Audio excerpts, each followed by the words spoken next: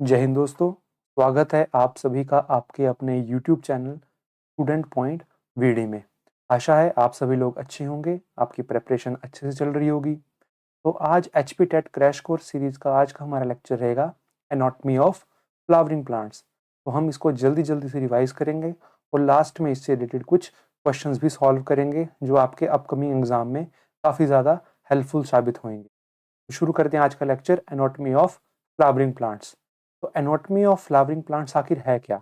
यानी कि anatomy of flowering plants एक स्टडी है किसकी?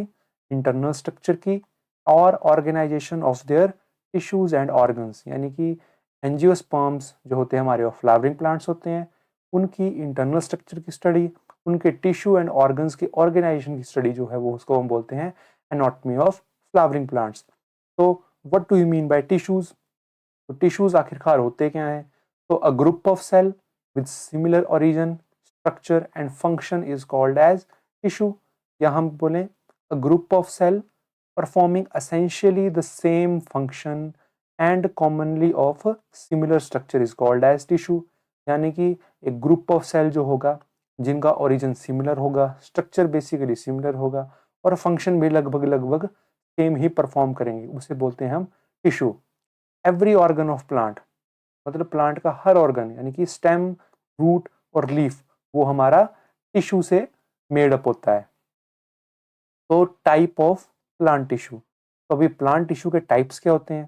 तो प्लांट टिश्यूज जो होते हैं वो क्लासीफाई होते हैं on the basis of their characters like nature of cell, origin and the method of development and position in the plant bodies et cetera. इनके बेसिस पे जो होते हैं वो हमारे बेसिक कैरेक्टर्स के बेसिस पर प्लांट टिश्यूज जो होते हैं वो क्लासीफाई किए जाते हैं। तो tissues are of two types on the basis of stages of development. Stages of development के बेसिस पर टिश्यू जो है वो दो टाइप के होते हैं। पहला है हमारा मेरिस्टेमेटिक टिश्यू, दूसरा है हमारा परमानेंट टिश्यू। क्योंकि हमारे लिए इंपॉर्टेंट मेरिस्टेमेटिक और परमानेंट टिश्यू ही है तो हम on the basis of stages of development ही पढ़ेंगे। तो सबसे पहले आते हैं हम मेरिस्टेमेटिक टिश्यू। तो मेरिस्टेमेटिक टिश्यू का फंक्शन क्या होता है? यानी कि responsible for plant growth, that is cell division. Cell division में मेरिस्टेमेटिक टिश्यू जो है वो हमारे हेल्पफुल होते हैं। इनके टाइप्स कौन कौन से हुए?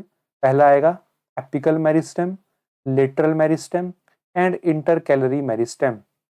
एपिकल मेरिस्टेम क्या होगा, कहाँ पे प्रेजेंट होगा? टिप्स ऑफ रूट में एंड टिप्स ऑफ शूट में, और प्राइमरी ग्रोथ को ये प्रमोट करता है।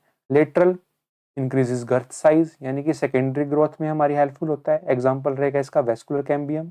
And third is intercalary meristem. तो कहाँ प्रेजेंट होता है ये? इंटरनोड और बेस ऑफ लीव्स यानी कि पत्ते में प्रेजेंट होगा ये, है ना। और एड्स इन रीजनरेशन, प्लांट की रीजनरेशन एबिलिटी जो आएगी वो इंटरकैलरी मेरिस्टेम की वजह से आएगी। ठीक है, अगर क्वेश्चन आएगा which of the following aids in regeneration of the plant, अगर वहां पे इंटरकैलरी मेरिस्टेम आएगा तो आप उस ऑप्शन को टिक लगा करके आ जाएंगे। ठीक है, नेक्स्ट है हमारे परमानेंट टिश्यूज। अब परमानेंट टिश्यूज में be defined as a group of living और dead cell formed by meristematic tissue and have lost their ability to divide and have permanently placed at fixed position in plant body। यानी कि permanent tissue होते हैं जो living होते हैं या dead होते हैं, जो मेरिस्टेमेटिक टिश्यूज जिनका ओरिजिन है उनसे बनते हैं और अपनी एबिलिटी खो चुके हैं, किसके लिए? डिवाइड करने के लिए, है ना। डिवाइड करने की एबिलिटी खो चुके हैं और एक ही पोजीशन पे परमानेंटली वो फिक्स होते हैं प्लांट बॉडी में। तो formed from meristematic tissue that lose the ability to divide, ये आ गए हमारे परमानेंट टिश्यूज। अब आते हैं इसके टाइप्स पे। तो परमानेंट टिश्यू के दो टाइप होते हैं, simple permanent tissue and complex permanent tissue. तो जैसे कि प्लांट टिश्यू का एक छोटा सा फ्लो चार्ट है जिससे आपको देखने में काफ़ी ज़्यादा आसानी होगी, समझने में आसानी होगी। तो प्लांट टिश्यू दो टाइप के होते हैं, meristematic tissue and permanent tissue. अब मेरिस्टेमेटिक में हमने पढ़ा apical meristem, lateral meristem and intercalary meristem. Apical कहाँ होती है हमारी? Root plus shoot, right. Lateral girth में। इंटरकैलरी कहाँ होगी हमारी? लीव्स में, राइट। अब आते हैं परमानेंट टिश्यू में। परमानेंट टिश्यू दो टाइप के पढ़े हमने, सिंपल एंड कॉम्प्लेक्स।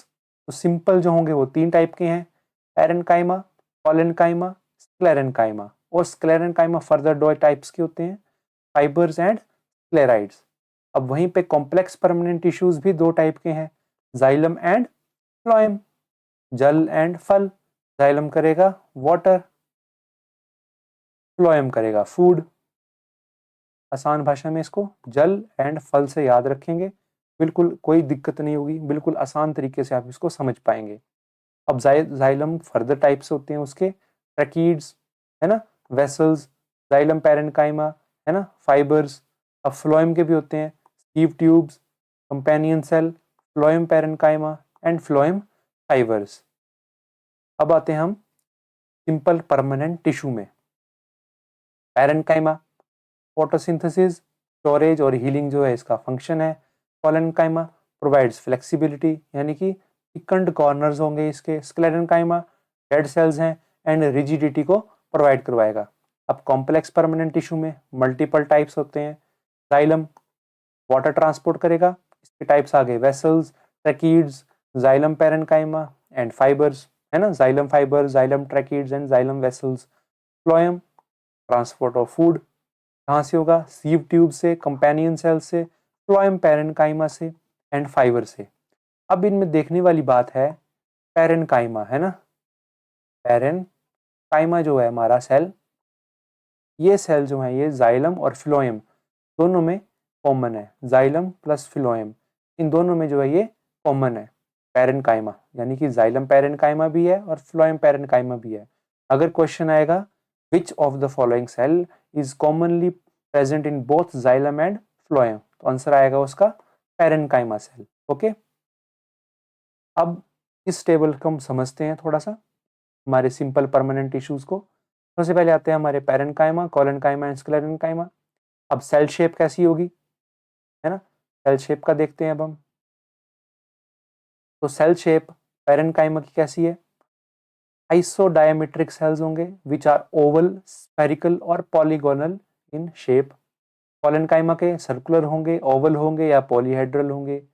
और स्क्लेरेन्काइमा के जो होते हैं वेरिएबल शेप्स में आते हैं, ठीक है, वेरिएबल शेप्स में जो होंगे वो इसके सेल्स रहेंगे।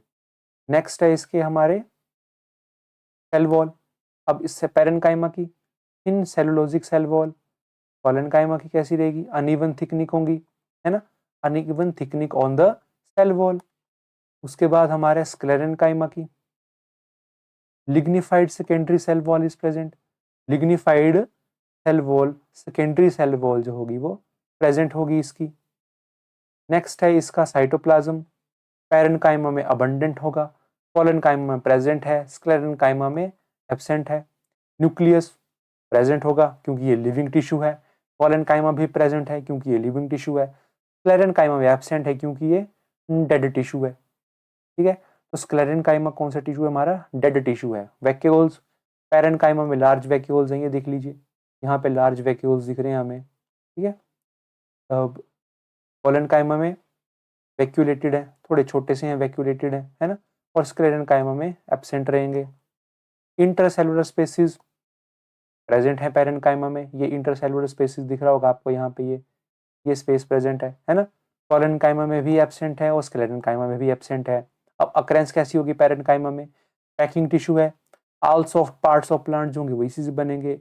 पिथ हो गया, कॉर्टेक्स हो गया, मेडुलरी रेज हो गया, ये सभी पैरेन्काइमा से बनते हैं। अब कोलेन्काइमा डाइकोट स्टेम में होगी, पिटियोल में होगी, एपिडर्मिस के नीचे होगी, पर मोनोकोट रूट्स में ये एब्सेंट होगी। स्क्लेरेन्काइमा डाइकोट है, hypodermis, bundle sheath, pericycle, seed, pulp of fruits, इन सभी में ये प्रेजेंट रहेगा। नेक्स्ट रहेगा हमारे इसके फंक्शन। फंक्शन क्या है पैरेन्काइमा के हमने पढ़े, फूड स्टोरेज एंड फोटोसिंथेसिस है ना। कोलेन्काइमा क्या करता है, टेंसाइल स्ट्रेंथ प्रोवाइड कराएगा, मैकेनिकल सपोर्ट प्रोवाइड करवाएगा और फोटोसिंथेसिस करेगा, ठीक है। और sclerenchyma protection from stress and strain और मैकेनिकल स्ट्रेंथ प्रोवाइड करवाएगा। अब यहाँ पे एक इंपॉर्टेंट थोड़ा सा कंसेप्ट है, टॉपिक है, मैकेनिकल सपोर्ट कौन देगा, कोलेन्काइमा, और मैकेनिकल स्ट्रेंथ कौन देगा, स्क्लेरेन्काइमा। इसमें कंफ्यूज नहीं होना है, जहाँ पे स्ट्रेंथ आएगा वहाँ पे आपने क्लेरेन्काइमा से याद रखना है एस, और जहाँ पे सपोर्ट आएगी वहाँ पे कर देंगे सी, कोलेनकाइमा। ओके, ज़्यादा कंफ्यूज नहीं होना है इसमें। अब आते हैं इसकी एनाटॉमी ऑफ प्लांट ऑर्गन्स में, यानी कि रूट, स्टेम और लीफ के एनाटॉमी। रूट में क्या होगा, डाइकोट रूट में जाइलम जो होगा अरेंज होगा कैसे, स्टार शेप में अरेंज होगा, और सेकेंडरी ग्रोथ इसमें प्रेजेंट होगी। मोनोकोट रूट में जाइलम जो होगा वो एक रिंग टाइप में अरेंज होगा, लार्ज पिथ होगी, और कोई भी सेकेंडरी ग्रोथ नहीं होगी। Region root cap, meristematic zone, उसके बाद इलोंगेशन जोन, फिर मेचुरेशन जोन, यानी कि विद रूट हेयर्स।